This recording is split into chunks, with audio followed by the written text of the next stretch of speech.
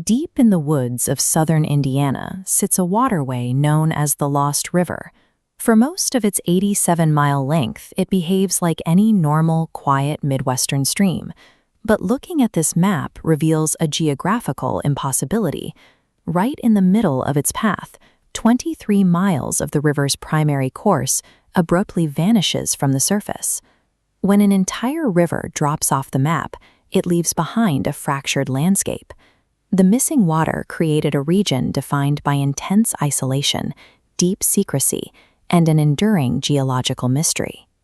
During the 19th century, the surface terrain sitting directly above the missing river section was rugged, dry, and nearly impassable.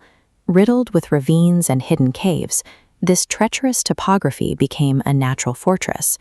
Outlaw groups like the notorious Archer and Reeves gangs used the broken terrain to evade capture and establish a lawless stronghold in the hollows. The water itself didn't evaporate, it simply fell.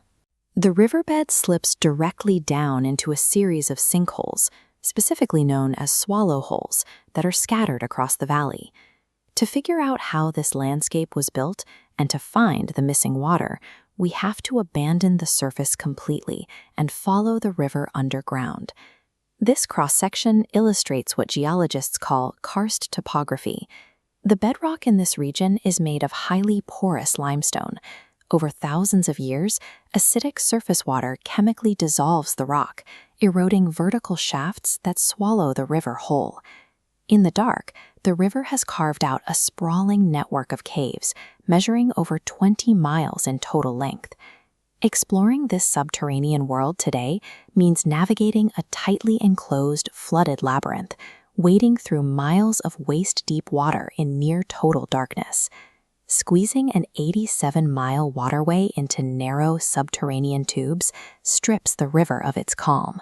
The confinement turns the water into a highly pressurized, volatile force. There are very few places where we can safely view this underground engine. One is the Wesley Chapel Gulf, an 8-acre collapsed sinkhole that acts as a rare open-air window straight into the cavern. Inside this steep-walled box canyon is a feature known as the Boiling Spring. It is a 125-foot-deep artesian pool where the hidden river is forced forcefully upward from the main channel below. During heavy rains, this spring operates as an underground overflow valve. Up to 5,000 cubic feet of turbid water per second violently discharges from the pit, rapidly flooding the entire canyon floor. That hidden pressure eventually created a bridge between two worlds, drawing thousands of people into a once isolated valley to monetize the very water that local farmers had avoided for generations. Because the karst system pushed heavy, mineral-rich waters to the surface, late 19th century entrepreneurs saw a lucrative opportunity. They built elite resorts, marketing the strange water as a medical cure for everything from rheumatism to liver disease. The West Baden Springs Hotel quickly evolved into the Monte Carlo of Indiana. The isolated valley offered a discreet playground for high society, drawing wealthy industrialists, Tammany Hall politicians, and high-stakes gambling operations. Famous professional athletes, including legendary boxers like James J. Corbett, traveled out to this remote valley to use the harsh mineral waters for physical rehabilitation. This bizarre blend of rugged, dangerous geology and glittering high society vice inspired a playwright named Joseph Arthur. In the year 1900, he wrote a stage play based on the region called Lost River, which became a massive smash hit on Broadway. To replicate the river's sheer power for theater audiences, Arthur invented mechanical melodrama. He constructed a massive glass aqueduct right on the stage. During a New York rehearsal, the 2-ton tank exploded, sending 100-pound shards of glass flying into the auditorium. Through the stage play, an invisible, highly dangerous Indiana waterway was successfully commodified into a glamorous national obsession. Back in Indiana, the physical river performs one final geographical trick. Miles away from where it vanished, the water pushes up from the cavern system, welling to the surface at natural springs, like the Orangeville Rise.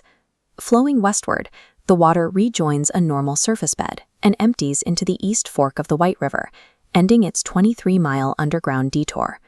While the river quietly concludes its journey, The society it funded chose a much louder finale. Following a catastrophic fire in 1901, developers rebuilt the West Baden Resort on a monumental scale.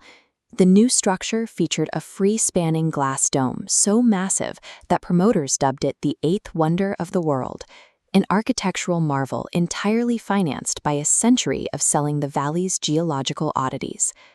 The Lost River is a reminder that the world we see is often a byproduct of the one we don't, where a quirk in the bedrock can build a hotel, launch a Broadway play, and turn a wilderness into a destination.